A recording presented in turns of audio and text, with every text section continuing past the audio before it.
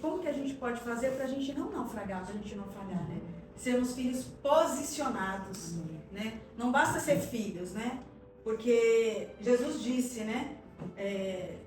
Que Ele nos deu o direito de ser, da gente ser chamado de filho, né?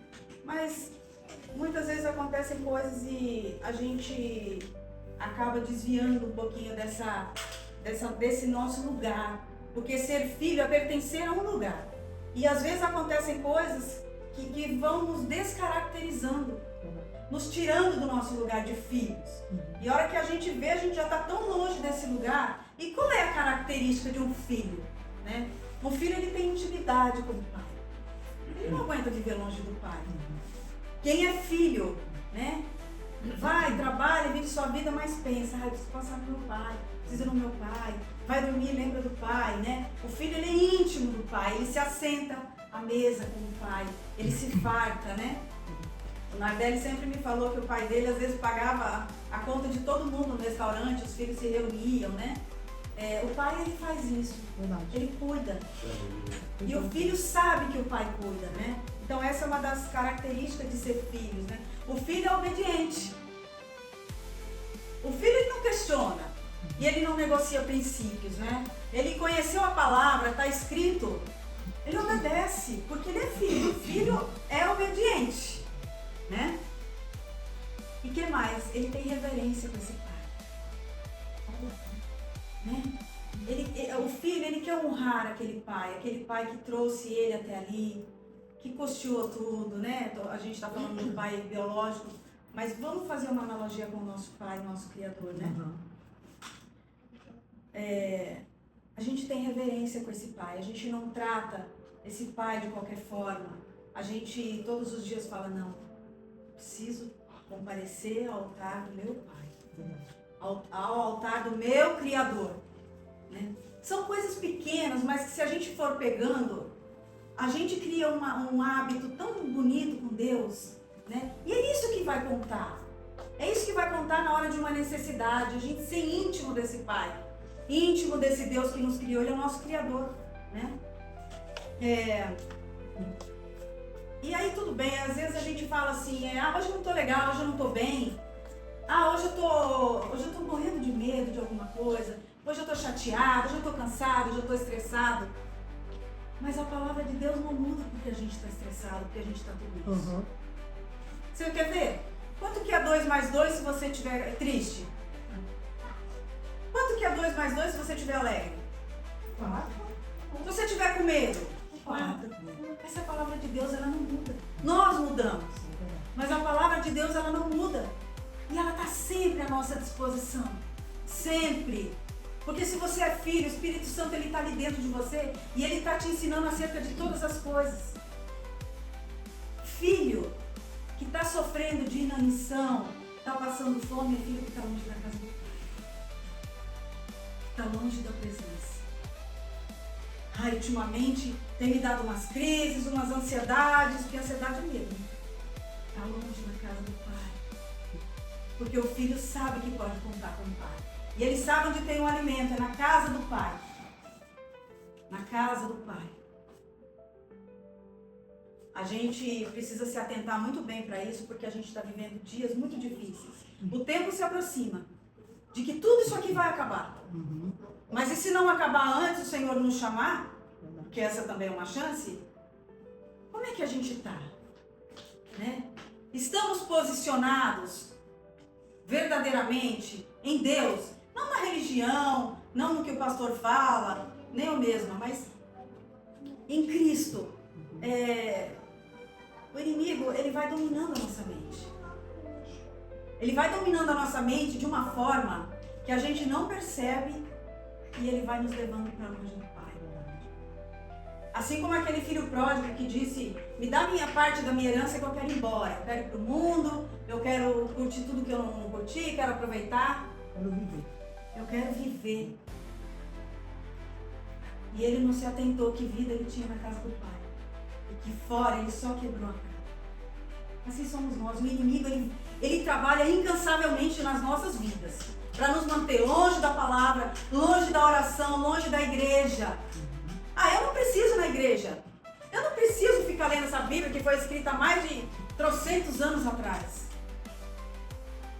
Esse é o Deus que vai te receber um dia que você for embora. Se a gente não decidir aqui quem é o nosso Pai e se Ele é realmente nosso Pai, lá seremos desconhecidos. A reflexão que eu tenho pra gente hoje. Você conhece o seu Pai nas Escrituras? A paternidade de Deus está bem estabelecida dentro de você? Né? Ela está tão firme que você sabe que você pode contar com Ele? E que você sabe que você tem que ter essa reverência com Deus? Porque nós precisamos buscar isso. Ele é seu Pai? Amém. Ele só é o nosso Pai se a gente se colocar na condição de filhos. O salmista disse no Salmo 84, o pardal encontrou casa. A andorinha fez ninho para o seu filho e seus filhos. Mas eu, Senhor, encontrei os teus altares. Gente, eu amo essa declaração do salmista. Porque quando você fala, Senhor, eu encontrei os teus altares, você já está num nível de intimidade tão grande com esse Pai, você nunca mais vai deixar de ser filho. Né? Olha que intimidade, Senhor, eu encontrei os teus altares. E um dia isso falou tão forte dentro de mim, eu falei, Senhor, eu encontrei os teus altares. Amém. Sabe? E quando você tem essa certeza, eu encontrei os teus altares, Senhor, isso te conduz pela vida. Isso te conduz por qualquer situação que você tenha que passar e viver, porque você já conhece o altar. Você já sabe aonde ir para você ser socorrido. São coisas que estão escritas, mas que muitas vezes na hora da tempestade a gente esquece. Que a gente tem um altar e que a gente pode frequentar esse altar diariamente e buscar o socorro desse Deus. Se a gente for analisar a palavra altar, é o lugar mais alto que existe. Né? É alguém que está no altar, que está no alto. Como que você enxerga Deus? Quando você pensa em Deus, o que é que vem na sua mente? Porque Ele é o lugar mais alto. Será que a gente, no nosso dia a dia, no nosso comportamento, a gente consegue entender que Ele é o lugar mais alto na nossa vida?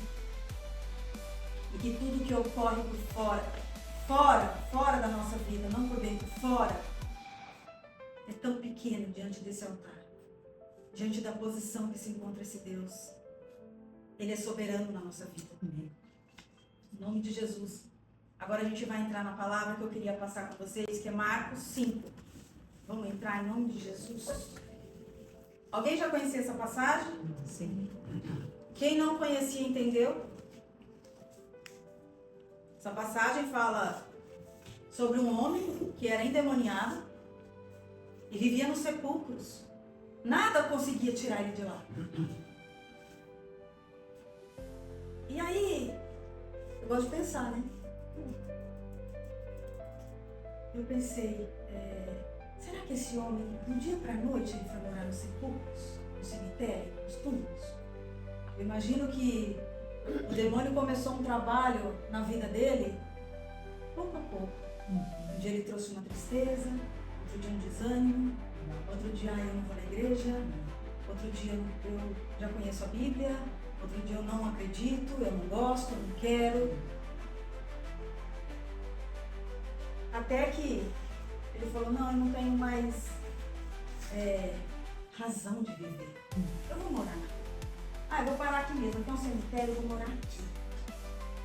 Olha o que o diabo faz na vida de uma pessoa. Eu lembrei daquela passagem. A casa vazia. Talvez ele conhecia Cristo, mas ele deixou a casa vazia. O demônio dele trouxe mais sério e afundou a vida dele. Isso acontece. Isso é o que a gente mais vê. Pessoas reféns de Satanás. Porque simplesmente meu corpo, minhas regras, eu faço o que eu quero da minha vida, meu Deus sou eu, é minha mente, eu que decido. A gente precisa se atentar muito, prestar muita atenção no nosso comportamento. Se a gente está dentro, se a gente já está sendo arrancado. Porque o demônio ele faz isso, ele nos arranca, ele nos tira. Né? E aí, Olha o que diz. O homem vinha do cemitério onde estava morando, e nem correntes conseguia segurá-lo, nem dominá-lo. Passava dias e noites nos montes, entre os túmulos, gritando e se ferindo. E quando ele viu Jesus, na versão da Sandra tá, ele se prostrou e adorou, né, Sandra? Até o demônio reconhece quem é Cristo.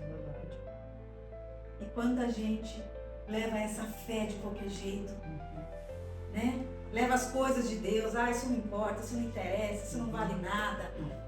Eu quero viver, como disse aquele filho pródigo, né? Eu quero ser feliz, né? É isso. Eu fico pensando, será que essa pessoa que faz essa opção de achar que as coisas de Deus não valem a pena, isso não vai acontecer nunca, será que ela está pronta para as consequências de tudo isso? Porque existe uma consequência. Eu já vi tanta gente cair, quebrar a cara, afundar na lama, porque achou que isso não valia nada. Mas olha o que o diabo, olha o próprio diabo, olha o que ele fala para Deus. Jesus, Filho do Deus Altíssimo, o que o Senhor quer de mim? O que o Senhor quer de mim? Em nome de Deus eu te peço, não me castigues. Na sua Bíblia está assim, Sandra? Não me atormentes, né? Porque ele sabia que Jesus ia falar, espírito mau, saia deste homem, né? E aí ele fala assim, chegaram perto de Jesus e... antes, né? E aí Jesus perguntou, qual é o seu nome? Qual é o seu nome? Jesus perguntando para o demônio. E ele fala, Legião, porque somos muitos. E aí você pensa, no 15 está escrito, no 15, olha o estado que esse homem ficou depois que ele encontrou Cristo. No 15, quando chegaram perto de Jesus, depois que Jesus expulsou, né, o demônio daquele homem, chegaram perto de Jesus, viram que o homem, que antes estava dominado por demônios, e ficaram espantados, porque ele estava sentado, olha isso, vestido e no seu perfeito juízo. Amém. Olha o que é se encontrar com Jesus, olha o que é andar com Jesus, né? A gente, antes de conhecer a Cristo, a gente também fazíamos coisas que a gente não se dava conta que a gente estava nas mãos de Satanás, né? A gente não se dava conta. Só quando você chega perto de Cristo, Ele te mostra a diferença de estar longe e de estar perto dEle. É gritante a diferença, né? É notório, as pessoas percebem que o seu linguajar é outro. As suas palavras são diferentes, seus pensamentos são diferentes. O lugar aonde você vai é diferente. As pessoas com quem você anda é diferente. Você não aceita mais coisas ruins perto de você. Porque agora você anda com vírus ruins. Que é Ele que conduz a sua vida. E Ele só te conduz para lugares maravilhosos, né? Dentro de casa a sua postura é outra. O seu olhar é outro. Agora é de amor, é de compaixão, né? Aquele filho que muitas vezes está dando algum trabalho, você chama. Filho, vem. O que está acontecendo? Vem cá, me dá um abraço, né? É diferente, porque o Rei dos Reis habita em você e você é dele. E aí, eu queria falar sobre o que o inimigo é sorrateiro e ele vem dominando a nossa mente de forma quase imperceptível. De forma quase imperceptível. Por isso tem tanta gente perdida de verdade. Porque ele vai arrasando a vida da pessoa. E olha o detalhe, esse homem que vivia nos sepulcros, certamente ele achava que estava tudo bem. Ele achava que estava tudo bem, porque ele morava ali há quanto tempo? A Bíblia não fala. Mas quando ele viu Jesus, ele falou, o que você veio me atormentar aqui? Ou seja, ele já estava acostumado a viver nos sepulcros. E quem está lá fora também se acostuma a viver nos sepulcros. E muita gente que está dentro da igreja também está acostumando já a ir para os sepulcros. Só que não está se dando conta, né? Mas o Senhor está falando. Se atente para a sua vida espiritual. Para onde você tem se inclinado. Eu tenho o melhor para você. Eu não quero que você vá para os sepulcros, né? A gente vê que Judas, né, veio na minha mente agora, trocou Jesus por 30 moedas. Às vezes trocamos Jesus por quase nada, né? Nem moeda, né? É uma coisa que não agrada ao Senhor, mas a gente está aí trocando, né? Quantas vezes somos Judas? Filhos posicionados não recuam. Filhos posicionados não voltam atrás. Por quê? Porque já colocou a mão no arado. O que o arado faz na terra? Ele revolve a terra e tira daquela terra tudo que não presta. Tira toda a erva daninha, tudo que não presta e deixa aquela terra produtiva. O arado é Jesus na nossa vida. Ele revolve a terra do nosso coração e tira da gente tudo que não presta, tudo que não agrada a Deus. Esse é o nosso arado. Nós já colocamos a mão no arado. A Bíblia diz, então não olhe mais para trás, nem para a direita, nem para a esquerda. Sejam firmes. Fiquem cada vez mais firmes. E para finalizar, dizer que em 1 Colossenses 1,13 diz, né? Que nós já fomos tirados do império das trevas. Por que tem tanta gente voltando se a gente já foi arrancado? Já fomos arrancados do império das trevas, do império de Satanás. Olha isso. Quando você está longe da igreja, longe da palavra, você está debaixo do império das trevas. A própria palavra diz. Mas se a gente já foi arrancado, por que muitas vezes estamos voltando? É aquilo que a gente falou agora. Estamos deixando a casa vazia e achando que nada disso vale a pena. Né? Já fomos trazidos para a luz do Filho do seu amor. Olha que declaração linda que Deus faz. Já fomos trazidos para a luz do Filho do seu amor. Por que a luz do Filho do seu amor? Quem é o Filho do amor de Deus? Jesus. Jesus é a maior expressão do amor de Deus por nós. E se a gente muitas vezes está se afastando disso, é porque a gente não crê que Jesus é a expressão do amor de Deus por nós. É tão simples o raciocínio. Se a gente levar a palavra como um raciocínio tão simples que é, porque ela é para ser vivida, ela não é para confundir a nossa mente. Então ela é simples. Né? Quando a gente está distante, frio e tantas coisas, é porque a gente não acredita que Jesus é o amor de Deus por nós. Em Romanos 81:9, 8:19, 81:9 é demais, né? É que eu digitei errado aqui. 8 é? Romanos 8:9 diz assim, ó. Deus aguarda com grande expectativa a manifestação dos filhos de Deus. Olha que declaração profunda. É 8, 9? 8:19. 8:19. 8:19. 8:19. É verdade. Deus aguarda com grande expectativa a nossa manifestação que somos filhos. A manifestação, o que significa? A pessoa olhar para nós e na primeira palavra já percebe quem somos nós. Traz o problema, ela já sabe quem somos nós. Não confunde mais. Essa é a manifestação dos filhos de Deus, né? Você sabe que hoje em dia as pessoas aí fora não têm inveja mais do que a gente tem, né? Nem do carro, nem da casa, do dinheiro. Eles têm inveja de quem você é. Se você tem paz, se você vive em tranquilidade, se você é seguro, é disso que as pessoas têm inveja hoje em dia. Do que você é, não é do que você tem. Mas só é quem é filho. Só consegue ser quem é filho. O filho, ele conhece o lugar dele de descanso. De Hebreus 4. Que diz que há um descanso para nós. Quando nós confiamos, quando nós sossegamos, quando não há mais busca, encontrar a Deus, é você ter consciência que não tem mais o que você buscar, você já encontrou os teus altares.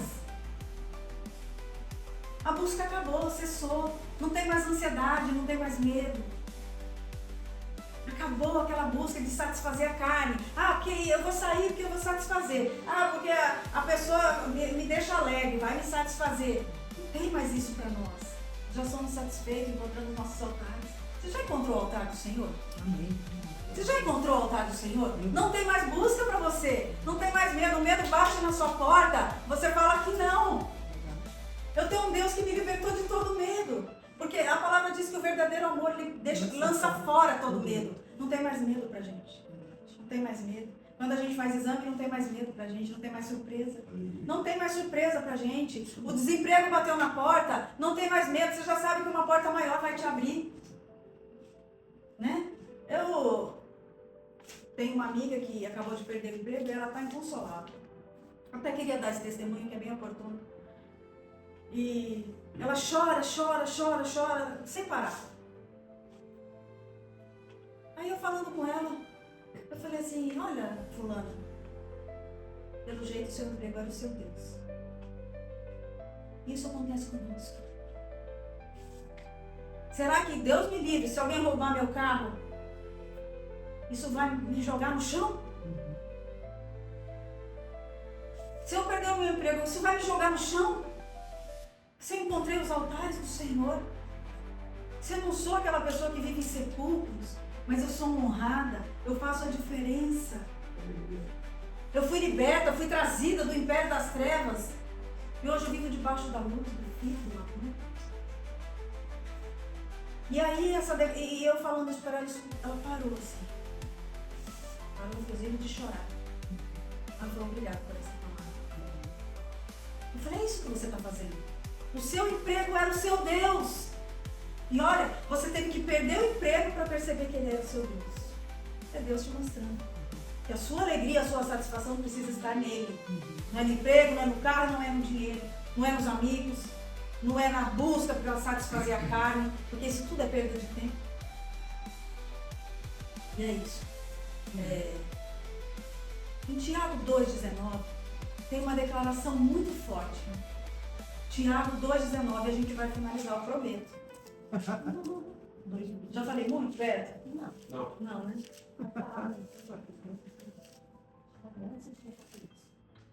Tiago 2,19.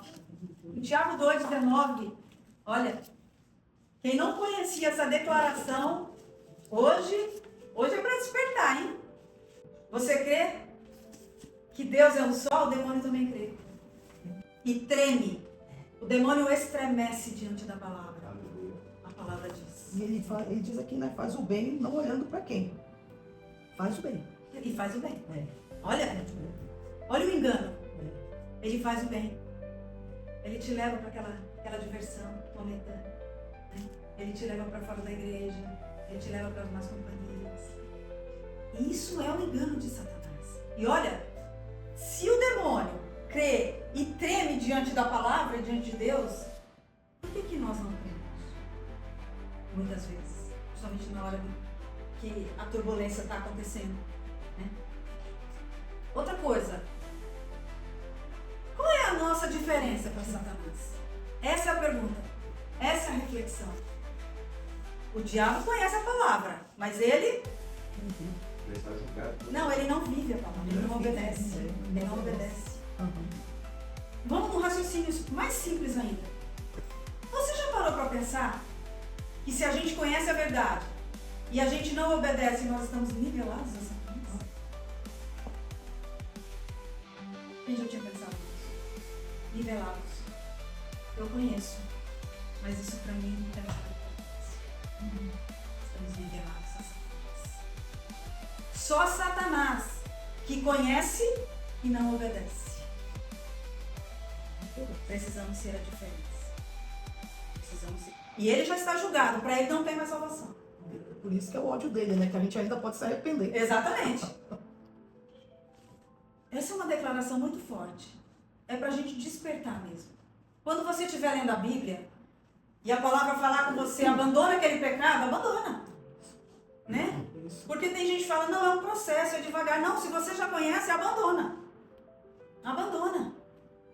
Né? Se a palavra diz, as más conversações corrompem os bons costumes, nada de palavras torpes da nossa boca.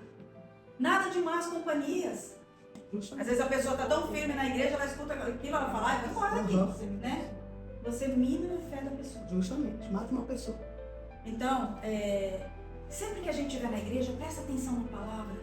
Porque todo mundo diz, né? Jesus, ele te aceita do jeito que você é. Olha, ele nos recebe do jeito que nós somos, do jeito que nós estamos. Mas ele não nos aceita. Porque a Bíblia é transformação. Ele nos chama para sermos transformados. Venha como estás. Venha do jeito que você Como estiver. está. Mas a hora que você chegar aqui, eu vou transformar a sua mente. Aleluia. Eu vou transformar o seu caráter. Eu vou transformar o seu espírito. É isso que Jesus quer fazer conosco. Muitas vezes a gente vai numa igreja e fala, tá fraquinha aquela igreja, tem pregador. Mas igreja não é câmera, ação e luz. Luz, câmera, ação, né? Na ordem. Igreja é ouvir, aprender e praticar lá fora.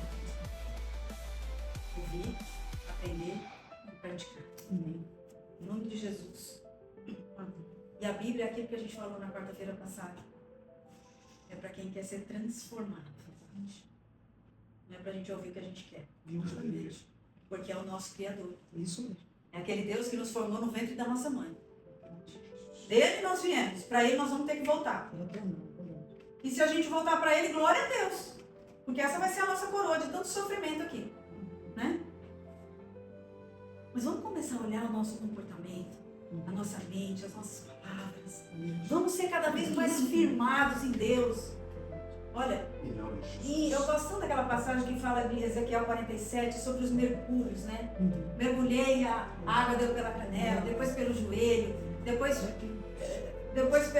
pelo pescoço, né? Fala. Só que teve uma hora que eu não via mais nada, porque eu já estava imerso. Essa é a vida com Deus. Vai chegar uma hora.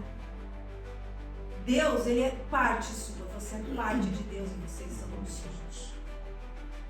E essa é a altura que a gente, essa é a estatura que Deus quer que a gente alcance. Vamos mergulhar. Cada vez que a gente vem na célula, vai na igreja, ouve a palavra, ora, a gente vai começar agora uma outra campanha de oração, né? Você já leu lá? Glória a Deus, vamos buscar o Espírito Santo agora, hein?